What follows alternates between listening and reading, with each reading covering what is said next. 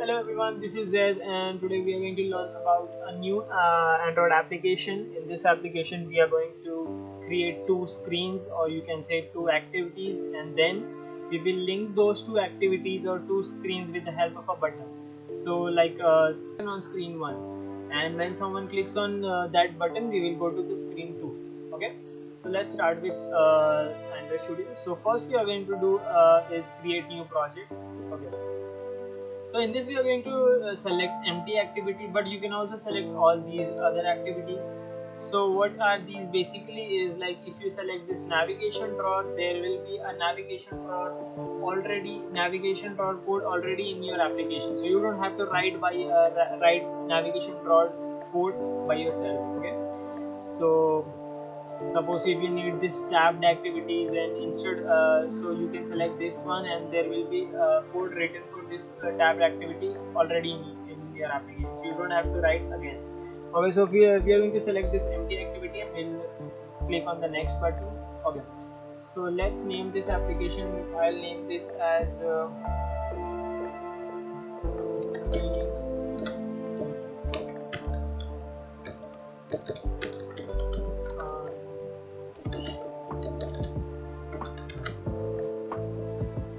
let this be com.example.screen, and so this is the package name. So what is this is like, every application that is present in Google Play Store has unique package name. So every application should have unique package name. So suppose if you have a company, like if you have company, I'm just putting a random name. Your company name is Haziaz, so you will do like com.haziaz. Your application name. So this will make your application unique in entire world. So this is the location where your application code will be stored. Okay, so there is two options which we can choose. First is Java, we can write code on Java, and then second is Kotlin. So we are going to go with Java. Okay. So the next part is minimum SDK. So what is minimum SDK? Suppose, so if you select Android 4.1, which is API 16, then 99.8 devices, that is your application will run on approximately 99.8 devices, 8% of the devices.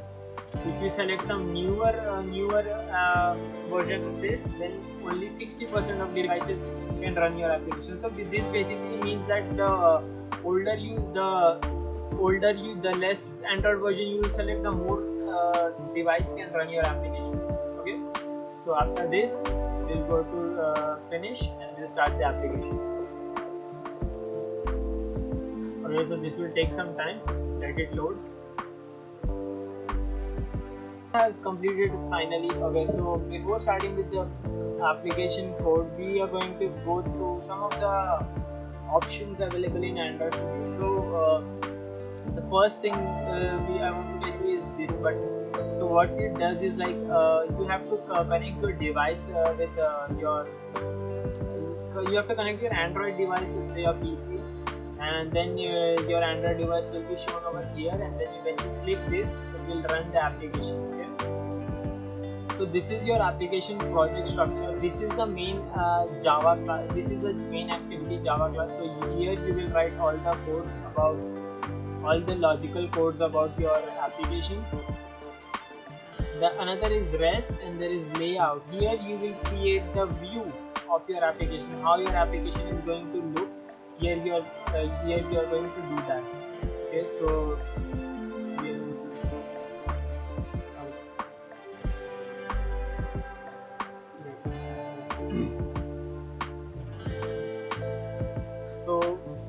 right now you can see there is a text view, and here you can see there is a text written over here, and there is a text hello world written over here. So whatever you do in this UI part, everything will be reflected here. Now another important part of this application is this Android manifest file. Okay, so the things that it has is your theme that you want to use in this application. You can change it from here. All the activities that are there in your application, you have to mention it. Android Studio automatically mention it. If you create new activity, Android Studio will automatically add this activity code for you, but sometimes there are situations when you have to do it manually. Okay. And another thing that manifest is used for is like, suppose if you want to use a special permission, like if your application needs an internet connection, okay, so to ask that permission we need to specify here like uses permission internet. Okay, so we are telling the application that we are telling that our application use a permission that is internet permission. Another important part of this of an application is this Android Gradle file. Okay. So let's see what are the things over here. So suppose if you want to add any dependency in your application, you can just directly write the name of the dependency along with the keyword implementation. So what are dependencies? So you can say that a dependency is like a small function. You might be knowing what is function. A small sub-program. Okay. So dependency, you can call it as a small functions to add new features to your application. Okay. So these are the default configurations. So target SDK version. So that means that you are targeting people only who has Android version 30 installed on it. Okay. And the minimum SDK version is 19. Like suppose if someone is having an Android device whose SDK version is less than 90, that is if someone is having SDK version 18, then your application won't run on that application. So this is the version code. These are all used by when you upload the application. Okay, so let's start with this. So this is your main activity. So what our project was to create two activities and put a button in one activity, and when you click on that button we should go to the next activity. Okay, so let's add a button first. Okay, so we'll remove this. Okay, so there is two ways of adding layout in this screen. Either you can write code or you can drag and drop. So for this tutorial I'll show you how to do it with drag and drop. Okay, so I'll take this. Here are all the list of things. If you need text view, you can drag text view here. If you need password, email, etc. If you need checkbox, you can drag and drop. If you need radio button, you can drag and drop. If you need speech. Okay, so these are the different things. I'll delete these for now. Let's drag. What we want is button. Okay, so we'll drag here. Put it in the center, and then we will link it to all the corners of the screen. So it will be in the center always. So now it's in the center. So this is the ID of the button. Let it be button only, or we can write it as move button. Okay. Now let's change the name over here to click me.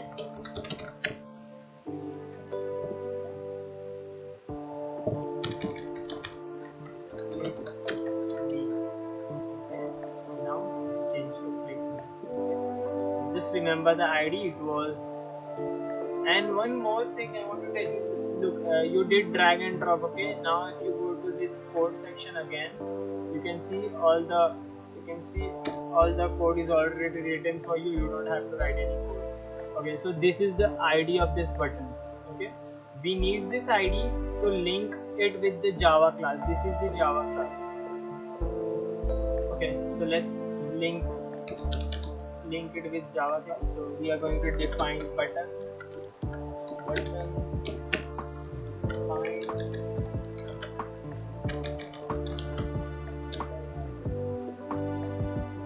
so it's defined by ID. We will give R, which stands for resource dot ID dot, and the ID that you gave to your button, which was button. Yeah, the ID that you gave is button. So that what is basically means that giving ID to this UI, so that the code knows that So basically it's just linking this button to this Java code. So there is a red, so there is a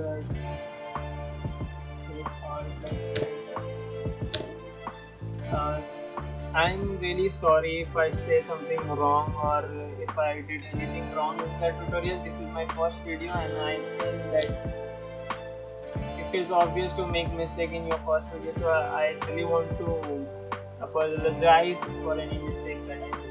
Okay, so let's back to it. So btn dot set on click listener. So what the on click listener is like when someone clicks on this button, what to do next. Okay. So first what we did is we linked the button variable. We linked the button variable to the button to this UI ID UI button. Okay. Then we are telling the button dot set on click listener. So this is the function. So when anyone presses that button, anything inside this will get executed. Okay. So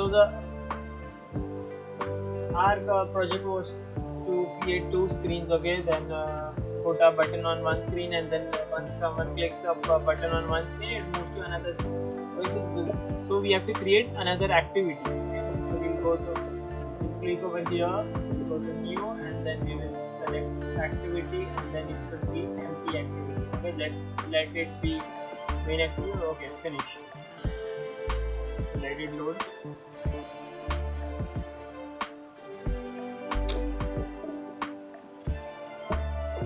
For going to next activity, we are going to use intent.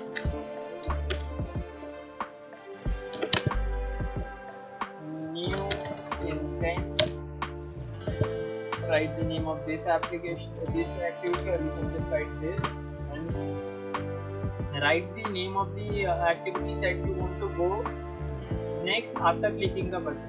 Okay, so that is main activity to.class. Okay.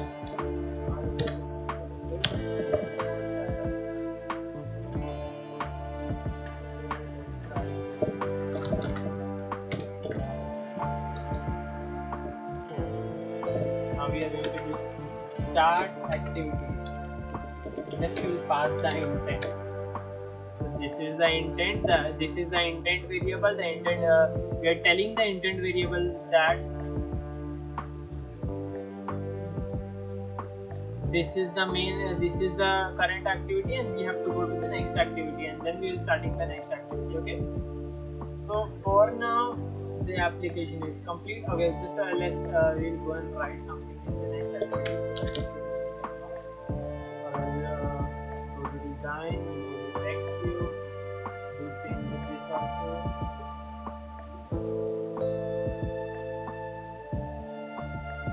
Another one we are going to write. This is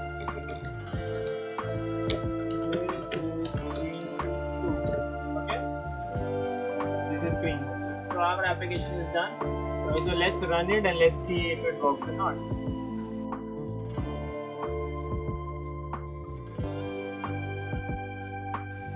So as you can see, the application is working perfectly. Thank you for watching this video, and I know that I made many mistakes in this video, and I'll try to improve it from the next video. And thank you for watching, and please do subscribe if you want to learn more about Android, WordPress, and gradually I'm going to create videos on WordPress also, and Elementor, and many more things are coming. So just stay tuned. Thank you for watching.